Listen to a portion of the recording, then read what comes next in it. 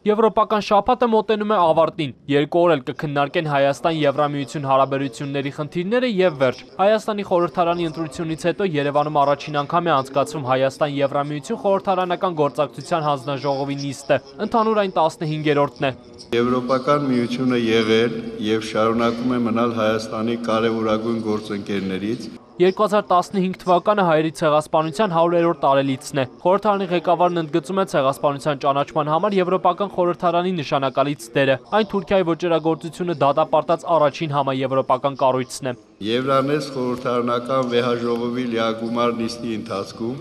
ընդունվեց հայոց ցեղասպանությունը դատապարտող բանաձև, որով հարգանքի տուրք մատուցվեց մարդկության դեմ իրականացված բոլոր հանցագործությունների նահատակների հիշատակին։ Գործակցության այն ձևաչափը, որը կա Հայաստանի և Եվրոպայի հարաբերություններում, նպաստում է դրանց ամրապնդման ու խորացմանը։ Հայաստանը հետագայում ևս պահպանելու գործընկերոջ դիրքը։ Մեկ տարվա ընթացքում Եվրամիությունը մի քանի մտահոգություն է հայտնել, կապված Եվրասիական տնտեսական միության անդամակցության հետ։ Պաշտոնական Երևանը վստահ ասում է, որ մտահոգությունների մի մասն արդեն լուծված են։ Եվրոպական խորհրդարանի համանախագահ Քարիմ Սաջաթը, երբ եկել է Հայաստան, բացահայտել է հայրենի իմացությունը։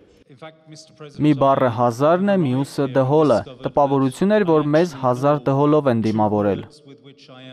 Համանախագահի խոսքով Եվրանես խորհրդարանական վեհաժողովի արդյունքների հիման վրա կարելի է կառուցել Հայաստան-Եվրամիություն հետագա քննարկումները։ Արտաքին գործերի նախարարի տեղակալն էլ շեշտում է, որ կառավարությունը կարևոր է համարում խորհրդարանների գործակցությունը։ Լեռնային Ղարաբաղի հակամարտության կարգավորումը շատ կարևոր է Հայաստանի համար, ասում է Կարեն Նազարյանը։ Արտաքին գործերի նախարարությունը ակնկալում է եվրոպական կառույցների ճնշումը Ադրբեջանի վրա։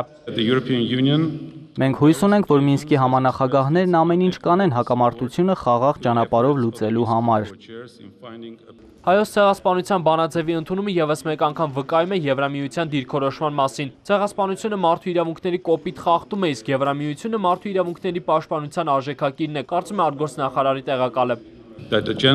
Բանաձևը հստակ մեսիջ էր Թուրքիայի համար։ Ադրիանո Մարտինսը Եվրամիության անունից խոսեց հայ-եվրոպական հարաբերությունների մասին։ Ասում է կքչացնեն հարևանների քաղաքականության իրականացման ոլորտները, բայց հիմնական բնագավառները կմնան, օրինակ իրավական և դատական համակարգերը, տնտեսությունը։ Հիմա վերանայում ենք հարևանների քաղաքականությունը, որպեսզի այն ավելի ազդեցիկ և օգտակար լինի։ Վերջում Ադրիանո Մարտինսը խոստանում է նախկինի պես Եվրամիությունը արտաքին շուկայում մնալու է Հայաստանի գործընկերը։ Դրանից բացի եվրոպական կառույցը նոր ներդրումներ կանի գործընկեր Հայաստանում։ Արամ Արարատյան, Ալեքսանդր Կիրոյան, Էպիկենտրոն։